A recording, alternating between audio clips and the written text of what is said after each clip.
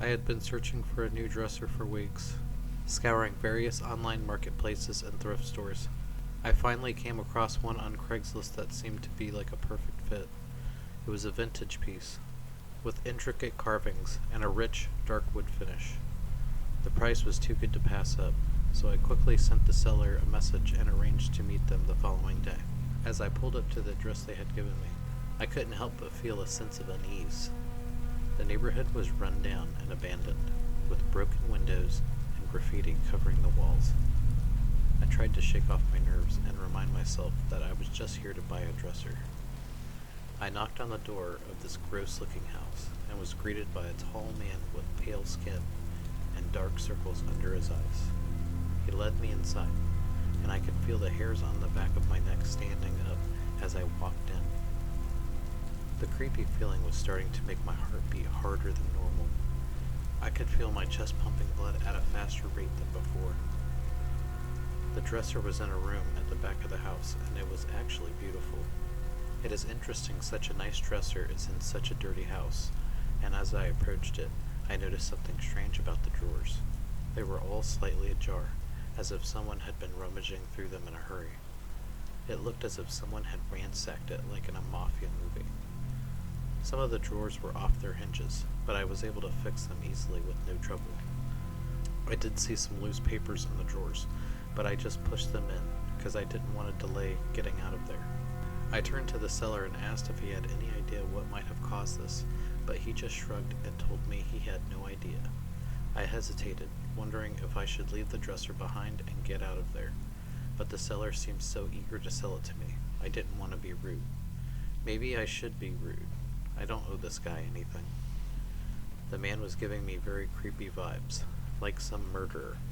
I eventually decided to go through with the purchase, and the seller helped me load the dresser into my car. I buttoned everything up, and after it was loaded, I said thank you to the man. He said, "No problem. Have a safe trip home, and watch out for suspicious people." That was weird, I thought. As I drove home, I couldn't shake the feeling that something was off about the whole situation. When I finally got the dresser home and started to unpack it, I discovered the reason for the strange feeling I had experienced. Inside one of the drawers, I found a collection of old, yellowed newspaper articles about a string of murders that had occurred in the neighborhood where I had purchased the dresser. There were pictures of different children as well, and the man I had just bought it from was listed as the main suspect in the articles. I put two and two together and realized that the man had committed the crimes and used the dresser to keep some mementos. He must have forgot some of them in the dresser when he sold it to me, as it seems to be a long time ago that these murders occurred. I immediately threw the dresser out and vowed never to purchase anything from Craigslist again. I'm just kidding. I kept the dresser. So sue me.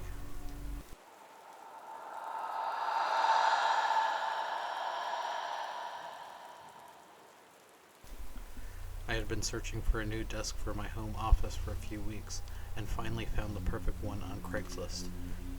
It was a beautiful antique oak desk with intricate carved details and a large surface area for all my work. The seller seemed legitimate and had good reviews, so I decided to take a chance and buy it. I arranged to meet the seller at a local storage unit to pick up the desk.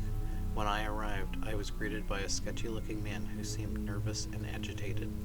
He led me to a dark corner of the storage unit and pointed to the desk, covered with a dirty tarp. I was hoping that the desk would be in better shape than the rest of the contents of the storage unit. We will see. As I lifted the tarp to inspect the desk, the condition of the desk did look pretty good. However, upon further inspection, I noticed some strange symbols etched into the wood in various locations. One of the etchings was clearly a pentagram, a symbol of the devil. It was then that I realized I had made a terrible mistake. I had done my homework and even checked seller reviews. With the man's nervous behavior, I was starting to wonder if this was the seller after all. I tried to back away and leave, but the seller grabbed me by the arm. His intentions were to lock me in the storage unit. I broke free and kicked him in the shins. I closed the storage unit on him, locking him inside as he planned for me all along. I quickly gathered my things and fled the storage unit. As I was driving out, I saw a car filled with large, scary individuals driving past me. We locked eyes and I hit the gas. I pulled out my phone and called the police right there. The car made an aggressive U-turn and started following me. I told the dispatcher where I was, and I was being pursued by a car behind me. The dispatcher told me to stay on the phone until the police met up with my vehicle. Within a few minutes, 2 police cars pulled over my pursuer and arrested them all. I told the police about the guy locked in the storage unit and they picked him up as well. In conclusion, the seller was not a legitimate seller at all, but a member of a satanic cult using Craigslist to sell cursed objects to unsuspecting buyers. I am not sure how the group hacked someone's Craigslist account to post an ad for an ambush, but they did, and I was none the wiser. The people in the car following me were part of the cult as well, and knew I was there to get the desk. Their plan was to capture me and sacrifice me by burning me at their satanic cult ritual. I learned my lesson to never trust Craigslist again, and to always be cautious when buying things from strangers.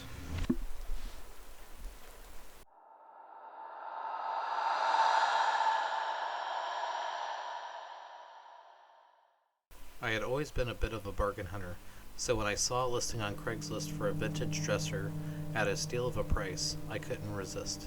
The seller lived in a secluded part of town, but I figured it was worth the drive to save some money.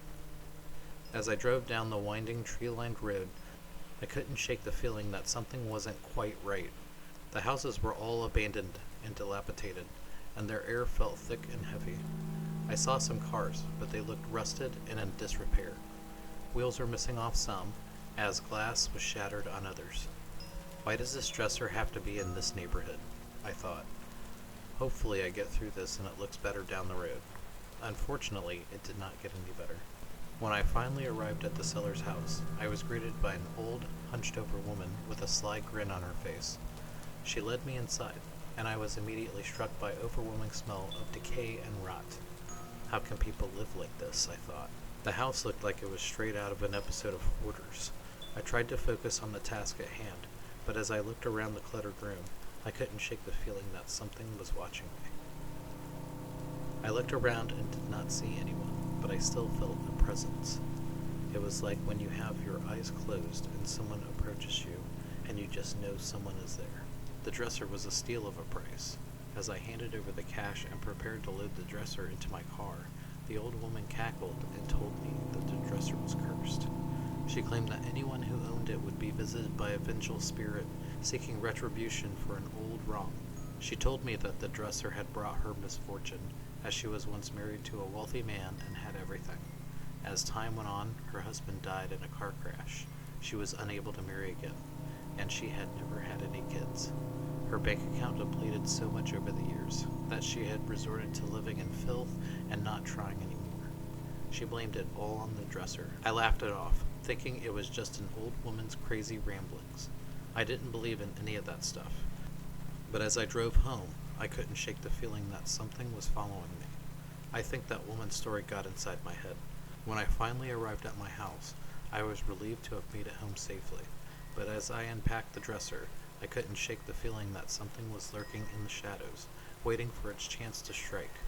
I put the dresser in the house and had it all set up. In the next few weeks, I heard things falling without explanation, furniture breaking, and flooded toilets. I have had constant bad luck with my household items lately. I almost ran out of plates and glass cups and have resorted to all plastic. I got in a car crash. Although minor, my car was declared total and insurance gave me a quarter of what I still owed on it. Since then, I've tried to sell the dresser, but no one will take it. The final straw was when I was fired from my job for a misunderstanding that wasn't even my fault. This is just absurd, and I was starting to think that the dresser was in fact cursed. I put the dresser in my car and I took it to the junkyard. I paid extra to see it crushed. After that, my luck seemed to improve dramatically.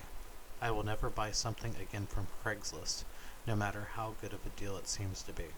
When you buy a used item, you never know what else you're bringing home with your bargain.